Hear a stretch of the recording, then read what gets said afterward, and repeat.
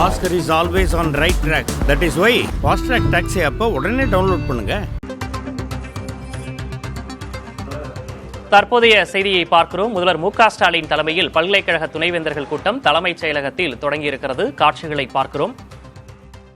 10 பல்கலைக்கழகங்களின் துணைவேந்தர்கள், 12 பல்கலைக்கழக பதிவாளர்கள் இந்த கூட்டத்தில் பங்கேற்றிருக்கிறார்கள்.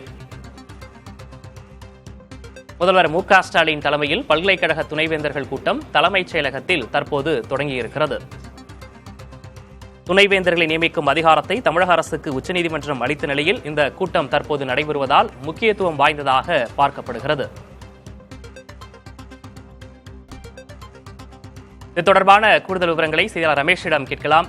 ரமேஷ், இந்த கூட்டத்தில் பல்கலைக்கழகங்களுடைய வளர்ச்சி, அதே போன்று பேராசிரியர் நியமனம் போன்ற பல்வேறு விஷயங்கள் இதில் விவாதிக்கப்படும் என்று கூறப்படுகிறது. வேறு என்னென்ன சிறப்பம்சங்கள் இந்த கூட்டத்தின் வாயிலாக நடக்கும்? அண்மையில் உச்சநீதிமன்றத்தில் தமிழகத்தில் இருக்கக்கூடிய பல்கலைக்கழகங்களுக்கு துணைவேந்தர்களை நியமிக்கக்கூடிய அதிகாரம் தமிழக அரசுக்கு தான் இருக்கிறது எனவும் 10 சட்ட மசோதாக்களை உச்சநீதிமன்றமே ஒப்புதல் கொடுத்த நிலையில் தற்போது முதல் முறையாக முதலமைச்சர் தலைமையில் இந்த ஆலோசனை கூட்டம் நடைபெறுகிறது. மொத்தம் தமிழகத்தில் 21 பல்கலைக்கழகங்கள் இருக்கிறது. இதில் உயர்கல்வித்துறை கட்டுப்பாட்டில் மட்டும் 13 பல்கலைக்கழகங்கள் இருக்கின்றன. இதை தவிர இசை பல்கலைக்கழகம், கால்நடை அறிவியல் போன்ற பல்கலைக்கழகங்கள் இருக்கின்றன. இதுல பாத்தீங்கன்னா பெரும்பாலான பல்கலைக்கழகங்களுக்கு தற்போது துணைவேந்தர்கள் இல்லை, இன்சார்ஜ் துணைவேந்தர்கள் தான் இருக்கிறார்கள். 12க்கும் மேற்பட்ட துணைவேந்தர்கள் இல்லாமல் பல்கலைக்கழகங்கள் செயல்படுகின்றன. குறிப்பாக 21 பல்கலைக்கழக பதிவாளர்களும் பங்கேற்றிருக்கிறார்கள். இந்த ஜட்ஜ்மெண்ட் வந்ததுக்கு பிறகு நடக்கக்கூடிய முதல் இந்த கூட்டத்தில் பாத்தீங்கன்னா அந்தந்த துறை சார்ந்த அமைச்சர்கள் என அவர்களெல்லாம் இணைவேந்தர்களாக இருக்கிறார்கள். குறிப்பாக நிறைய பல்கலைக்கழகங்களில் உதவி பேராசிரியர்கள் எண்ணிக்கை குறைவா இருக்கிறது. இந்த பல்கலைக்கழகங்களை கண்ட்ரோல்ல பாத்தீங்கன்னா அதிக அளவிலான சுயநிதி கல்லூரிகளும் இருக்கின்றன, அரசு கலை அறிவியல் கல்லூரிகளும் இருக்கின்றன.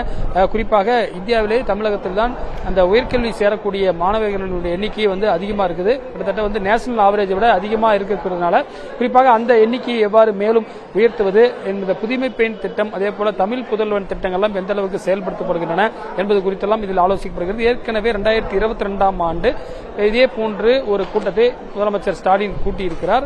ஆனாலும் கூட இந்த துணைவேந்தர்களை நியமிக்கக்கூடிய அதிகாரம் யாருக்கு இருக்கிறது என்பது குறித்த உச்சநீதிமன்ற தீர்ப்பு வந்த பிறகான முதல் கூட்டமாக இந்த கூட்டம் இருக்கிறது.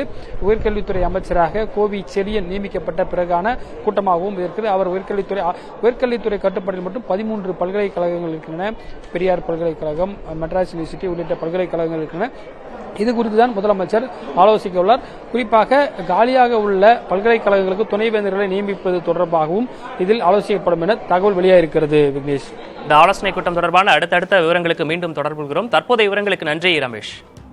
Oscar is always on right track. That is why Fast Track Taxi app உடனே டவுன்லோட் பண்ணுங்க.